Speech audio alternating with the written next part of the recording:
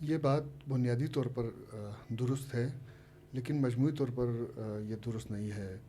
آپ کو بہت سارے شعراء تاریخ میں یا موجودہ دور میں ایسے ملیں گے جو معاشی حوالے سے بالکل بہترین پوزیشن پر ہے، اور وہ معاشی کسی طرح سے کے معاشی مسائل کا وہ شکار نہیں ہے۔ اس کے باوجود ان کی شاعری بہت اچھی ہے۔ مثال کے طور پر آپ دیکھ لیں، ہم اپنے دور کی بات کریں تو احمد فراز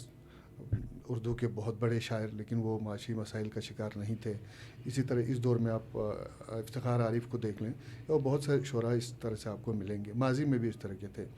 البتہ یہ ہے کہ چونکہ شاعر طبیعتاً شاعر ہوتا ہے، پیدائشی شاعر ہوتا ہے، تو وہ ایک چیزوں کو دیکھنے کا ایک الگ انداز، ایک الگ نظر ان کے پاس ہوتی ہے، جس کی وجہ سے وہ چیزوں کو بہت زیادہ سیریس، مسائل کو بہت زیادہ سیریس لینے کے عادی نہیں ہوتے ہیں۔ اور اسی وجہ سے کہتے ہیں نا، شاعر اور پروفیسر جو ہے وہ بعض اوقات راستہ بھول کے اپنے گھر کا راستہ بھول جاتا ہے۔ تو یہ بھی ایک تاثر ضرور ہے، لیکن مکمل طور پر یہ بات درست نہیں کہ شاعر ہمیشہ معاشی مسائل کا شکار ہوتا ہے اور وہ انہی کا اظہار کرتا ہے۔ اچھا، اس میں دو باتیں ہوتی ہیں جب شاعر کوئی شعر کہتا ہے یا کوئی ادیب، کوئی افسانہ نگار کوئی لکھتا ہے کوئی تحریر، تو ایک ہے خارجیت، ایک ہے داخلیت۔ یعنی بعض اوقات وہ اپنے دکھ کا اظہار کر رہا ہوتا ہے، اپنے ذاتی مسائل کا اظہار کر رہا ہوتا ہے، اور بعض اوقات وہ جو کچھ محسوس کرتا ہے، جو کچھ معاشرے میں دیکھتا ہے، ان کا اظہار کرتا ہے، تو داخلی معاملات کو دیکھتا ہے۔ تو کوئی ضروری نہیں کہ کوئی شاعر کوئی غزل پڑھ رہا ہو اور اس میں جس طرح کے مسائل کا بیان کیا جا رہا ہے، دکھ کا بیان کیا جا رہا ہے، تو وہ اس کے اپنے اوپر وہ معاملات گزرے ہوں، یہ کوئی ضروری نہیں ہے۔ جہاں پہ میں رہتا ہوں بلتستان میں یا گلگت بلتستان میں، تو ایسی بات نہیں ہے کہ شاعر کو شعر کی وجہ سے اس کا گھر چلتا ہو، شعر کہنے کی وجہ سے کوئی ایسا شعبہ بھی نہیں ہے جہاں شعر کہنے کے پیسے ملتے ہوں، اس کا معاشی نظام چلتا ہو۔ لیکن یہ ہے کہ کچھ جزوی طور پر، جیسے اگر شعر و ادب سے اس کا تعلق ہے تو کہیں آپ کو ٹیچنگ کے حوالے سے مدد ملتی ہے، اس طرح کے جابس میں، اس طرح کی نوکریوں میں آپ کو آسانی ہوتی ہے۔ کچھ اور کام ہے لکھنے پڑھنے کے، اخبارات میں، ریڈیو پہ، اس طرح کے کام ضرور ملتے ہیں، لیکن مجموعی طور پر گلگت بلتستان میں شعراء کو شعر کہنے کے پیسے نہیں ملتے ہیں۔ البتہ پاکستان میں اور دنیا بھر میں یہ روایت موجود ہے۔